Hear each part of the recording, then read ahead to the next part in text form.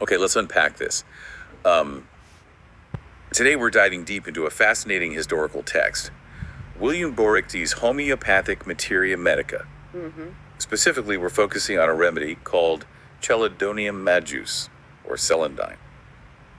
You've given us this source, and our mission really for this deep dive is to pull out the most important bits about this plant's traditional uses. Yeah, and the conditions it was believed to address. Exactly. What's really captivating, I think, with these older texts is just how detailed and specific they are. They paint such a vivid picture of how practitioners, approached health back then. Right. We'll explore not just what celandine was used for, but the very precise symptoms and patterns tied to it.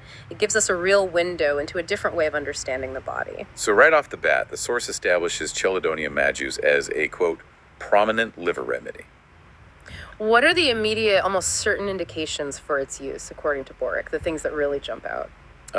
The text is very clear on that. It flags the jaundiced skin, the yellowing. And especially this constant pain under inferior angle of right scapula. That's the right shoulder blade down low. Ah, okay. That specific spot. Yeah, this fixed right-sided back pain is mentioned again and again. It's like a highly specific marker throughout the description, almost a signature. That's fascinatingly specific. And beyond those core signs, the text mentions a great general lethargy, like an indisposition to make any effort. Just wiped out, basically. Yeah. And that ailments are brought on or renewed by change of weather. That's interesting. Yeah, weather sensitivity is a big theme in these old materia medicas. It also touches on serious effusions, which is like fluid buildup, right? Right, and body cavities and hydrosol and even bilious complication during gestation. So broader applications too, but often linked back to that liver picture. Let's get into the nitty gritty then, body part by body part, because the details here are quite striking.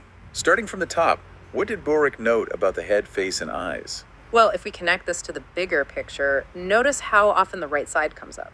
It's almost constant. Oh. For the head, there's this odd, icy coldness of occiput, the back of the head, that feels heavy as lead.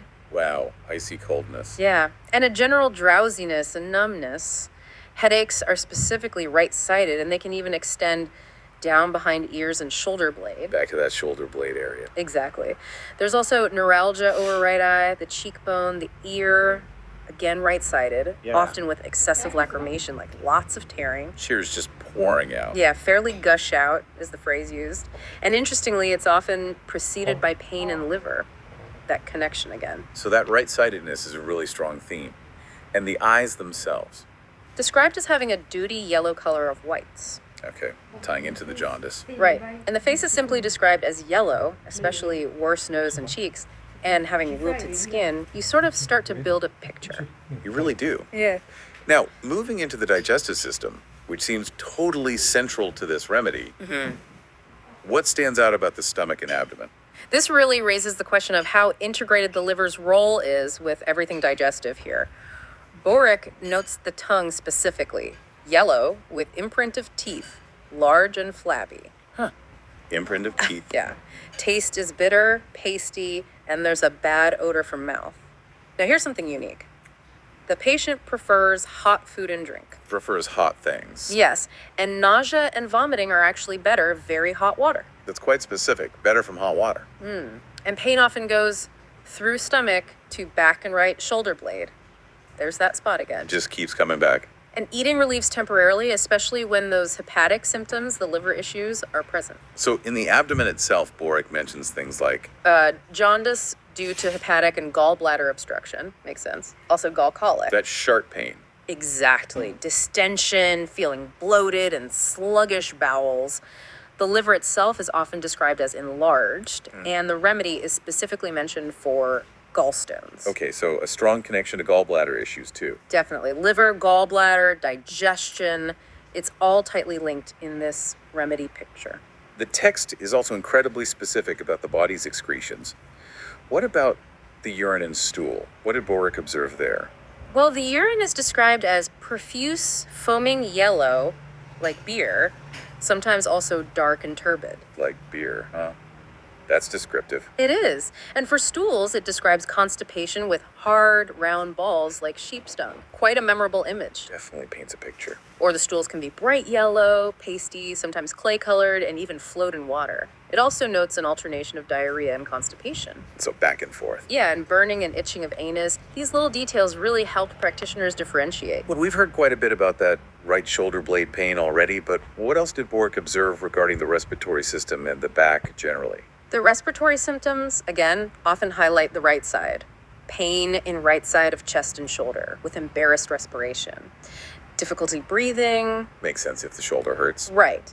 Breathing is characterized by very quick and short inspirations, and there's pain on deep inspiration. Ouch. There can be a short, exhausting cough, sometimes with a sensation of dust not relieved by cough. Like something stuck, you can't cough up. Exactly. Other coughs mentioned are whooping cough and spasmodic cough, often loose, rattling, but with difficult expectoration. Hard to get the phlegm out. Okay. And a really curious detail, small lumps of mucus can apparently fly from mouth when coughing. Fly from the mouth. Yeah, Wow. little things like that stand out. So for the back, besides that really prominent right scapula pain, what else did he note? There's also pain in nape, the back of the neck, and a stiff neck, head drawn to left. Drawn to the left. Interesting contrast to the right-sidedness. It is. And the text even mentions pain at lower angle of left scapula, almost as a comparison point, perhaps to emphasize the main pain is on the right. Ah, I see. Let's talk about the extremities and skin. Any other interesting details there, sort of rounding out the picture? Yeah, there's a generalized pain in arms, shoulders, hands, tips of fingers, and again, very specific. Icy coldness of tips of fingers. Just the tips again, like the head coldness. Kind of, yeah. Wrists can be sore with tearing in metacarpal bones, that's in the hand. And Boericke notes the whole flesh is sore to touch, just generally tender. Sensitive. Right. Patients might have rheumatic pain in hips and thighs, and this one's quite vivid. Intolerable pains in heels, as if pinched by too narrow a shoe, worse. Worse on the right heel. There it is again. Yep. There can also be a feeling of being paralyzed and even paresis-like weakness or partial paralysis of the lower limbs with rigidity of muscles. So some potential neurological or muscular involvement too. Seems like it. And the skin itself. What about the skin generally? It's described as having dry heat. It often itches, and of course, it's yellow. The jaundice thing continues. Yes. There can be painful red pimples and pustules and even old spreading offensive ulcers. Generally, the skin is described as wilted, sallow, cold, and clammy. So it really does paint a very complete, albeit unpleasant picture of the person needing this remedy. It does, very thorough. Now, what about the modalities? These are the things that make symptoms worse or better. Right? This seems crucial for actually using the remedy. Oh, absolutely crucial. The modalities are key. They tell you the conditions that aggravate or ameliorate the symptoms. For Chelidonium, the pattern is pretty consistent. Symptoms are worse, right side, motion, touch, change of weather, very early in morning. Okay, worse from movement, touch, weather changes. Right. And conversely, they are better after dinner from pressure. Better after eating and from pressure. Interesting. Yeah, and this really raises an important point. How do these patterns, these aggravations and ameliorations, guide the selection and use of remedies like this? It's not just about the symptom list. It's about the dynamics of the symptoms. Exactly. How they behave. Finally, the text gives a list of relationships, complementary remedies, antidotes, comparisons. What does this tell us about how Chelidonium majus was seen within a kind of broader system? It tells us these remedies weren't viewed in isolation at all. They were part of an interconnected web. For instance, Chelidonium, likely an extract, is mentioned for spasm of smooth muscle everywhere. Specific application. Okay. Then Boldo is cited for related things like cholecystitis and biliary calculus, gallbladder inflammation and stones, Elmuigoteria for stones in kidneys and bladder. So related but distinct uses. So suggesting alternatives or related remedies. Right. And the mention that sulf often completes the work, or that lycop and bryon are complementary, that implies a more sophisticated, maybe sequential approach to treatment. Like one remedy might follow another. Potentially, yes. It reminds us that this knowledge was really understood as part of a system, not just a collection of individual facts. The relationships matter. Wow, this has been a really, really deep dive into Chelidonium majus from Boericke's Materia Medica. It's truly remarkable how specific and detailed these observations are.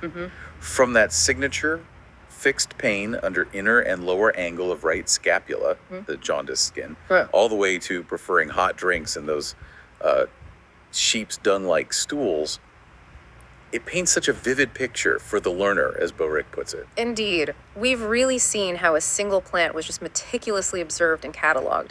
Not just for single symptoms, but for these complex patterns, relationships, modalities. Right. It really highlights the, frankly, painstaking effort that went into building this kind of body of knowledge back then. Absolutely. So, reflecting on all this, what does it mean for you, our listener?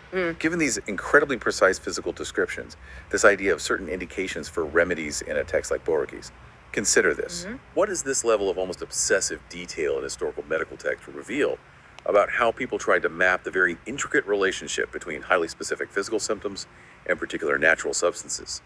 And maybe how might that meticulous pattern-based approach differ from how we often think about modern diagnostics and our own understanding of symptoms today?